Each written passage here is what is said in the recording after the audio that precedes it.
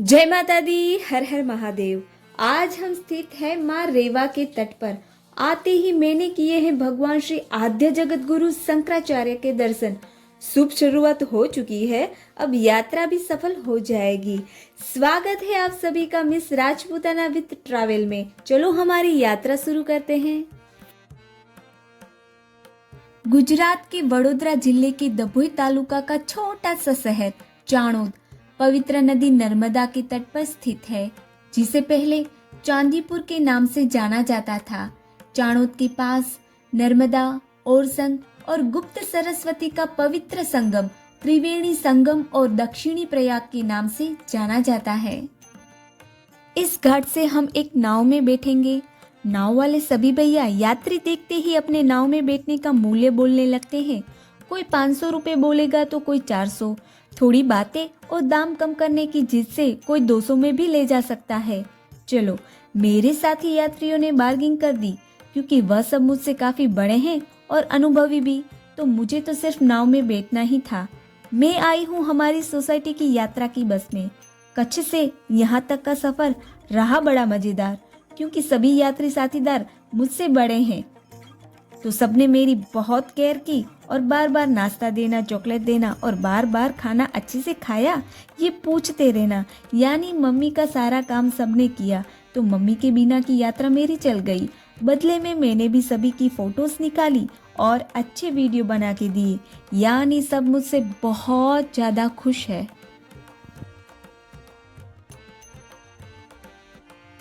नर्मदा नदी के तट पर स्थित चाणोद वडोदरा शहर से लगभग 55 किलोमीटर और दभोई शहर से 20 किलोमीटर दूर है।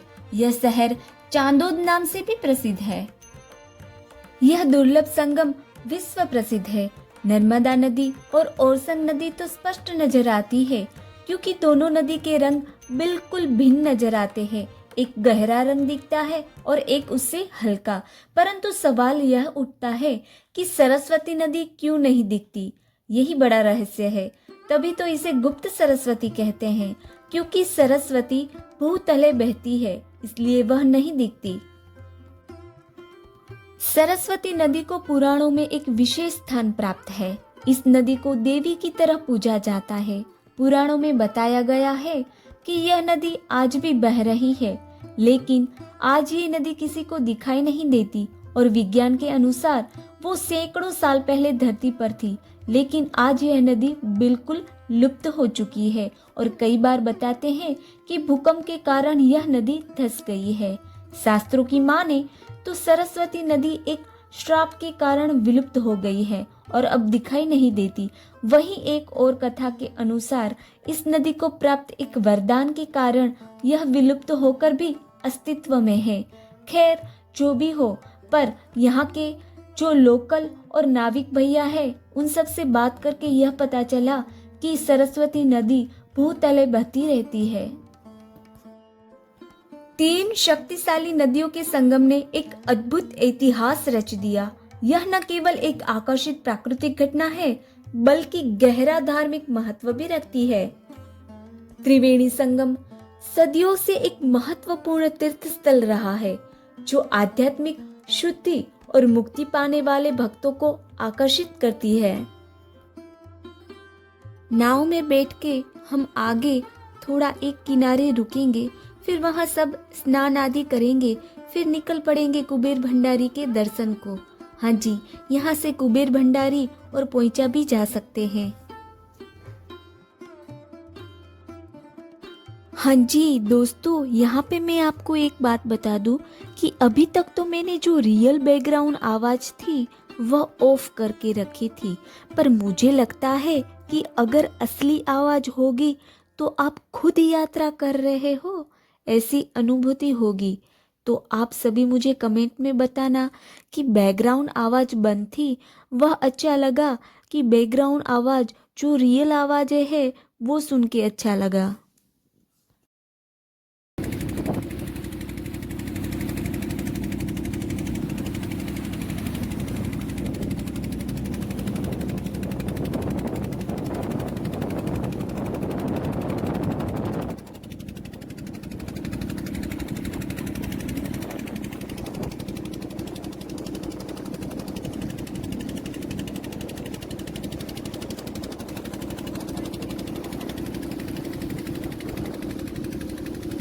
जी दोस्तों, धूप के कारण पता ही नहीं चला कि मोबाइल किस मोड पे है।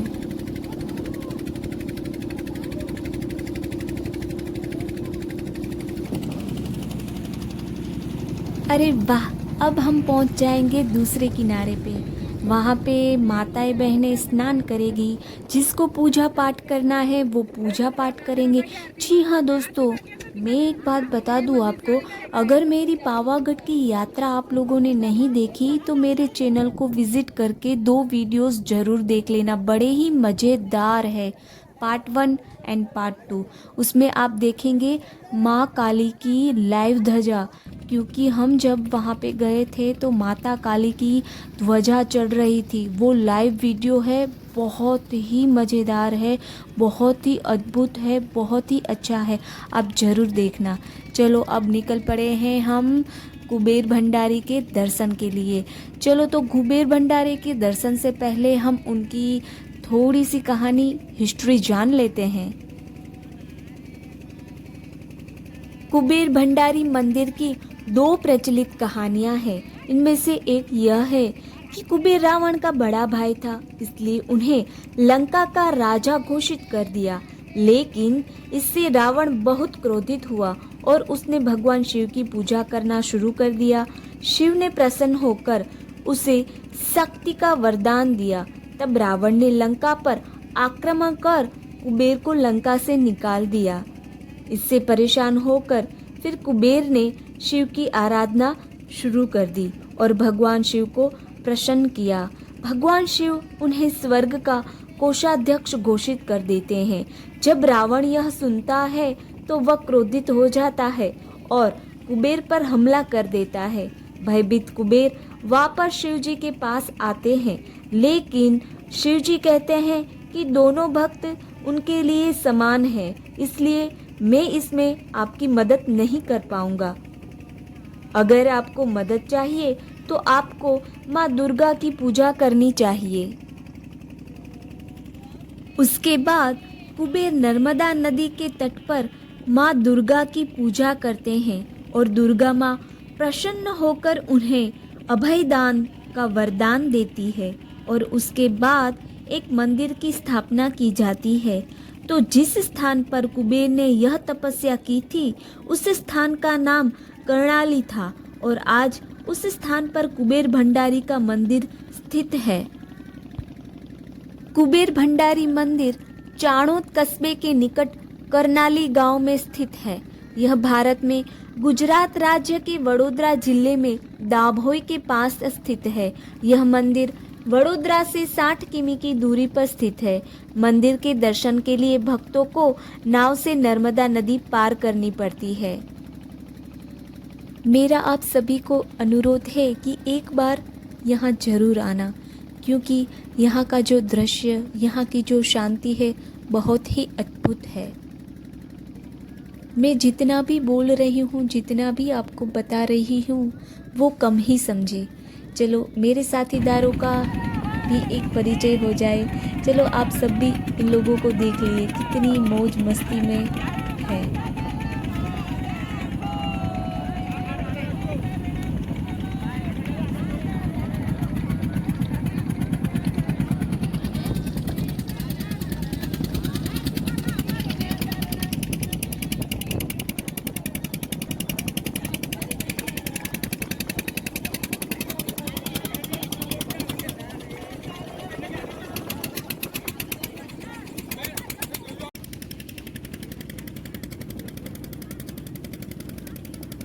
कुबेर भंडारी हम पहुंचने ही वाले हैं और यहाँ से दिख रहा है ये पोइचा, यहाँ से पोइचा भी जा सकते हैं। भगवान स्वामीनारायण का मंदिर, वह भी बड़ा अद्भुत और निराला है। अरे वाह, अब तो दूर से ही दिख रहा है भगवान श्री कुबेर भंडारी का मंदिर। अभी कुछ ही क्षणों में हम मंदिर के अंदर होंगे, पर उससे पहले जान लेते हैं जल्दी जल्दी दूसरी पौराणिक कथा।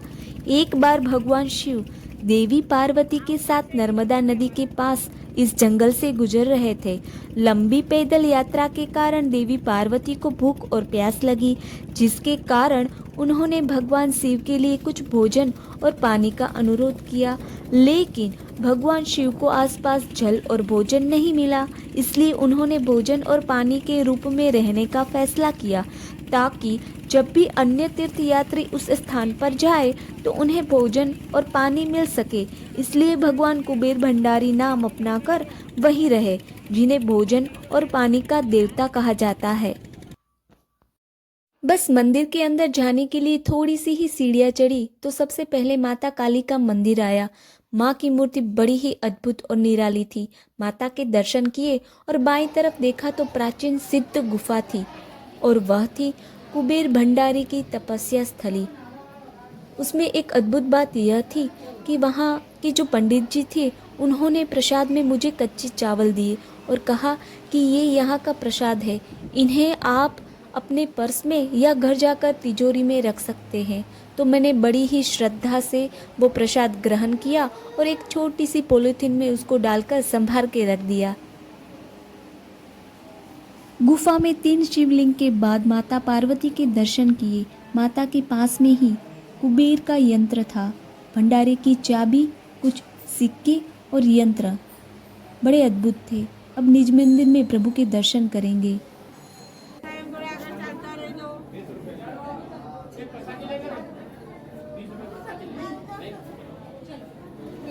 मंदिर पाछળ ભોજન સંભાળીને ચાલુ તો લેતા જજો, પ્રસાદી લઈને જજો. ચાલો જય કુબેર, આગળ ખસતા રહો થોડા થોડા.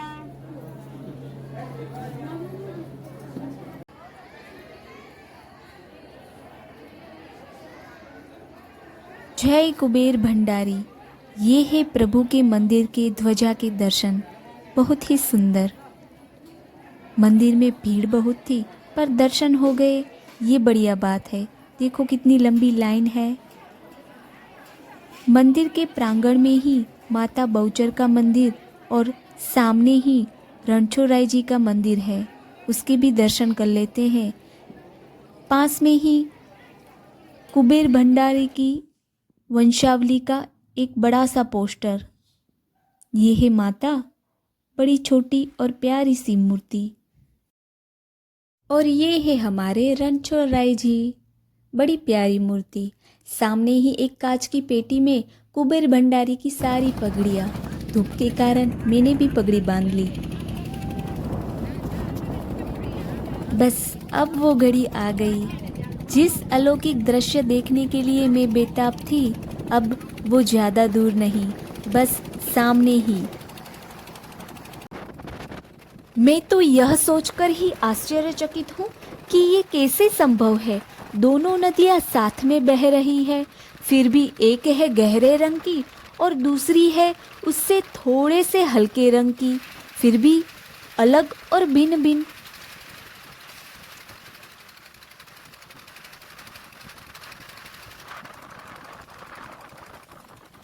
अरे वाह, बड़ा ही अद्भुत। पता नहीं वीडियो में आपको कैसा दिख रहा होगा, पर सच बताऊं, यहाँ से जो मैं अपने सामने रूबरू देख रही हूँ, इतना अद्भुत है कि क्या ही बताऊं। मेरी तो बोलती ही बंद हो गई। सिर्फ आप देखो, बस बहुत ही सुंदर, बहुत ही अद्भुत। देखो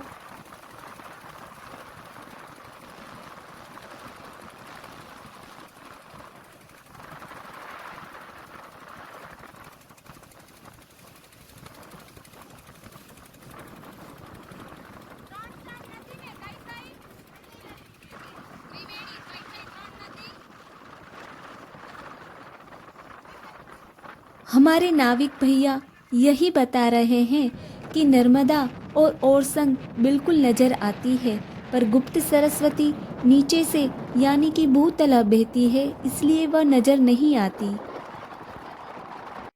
चलो मेरी प्यारी फैमिली, मिलते हैं अब अगली यात्रा में। तब तक के लिए सदैव हंसते रहे, मुस्कुराते रहे, कभी अपने लिए कभी अपनों के लिए। स्वस्थ रहे, सुरक्षित रहे और अपने देश को स्वच्छ रखे। जय हिंद, जय भारत, जय माता दी, हर हर महादेव।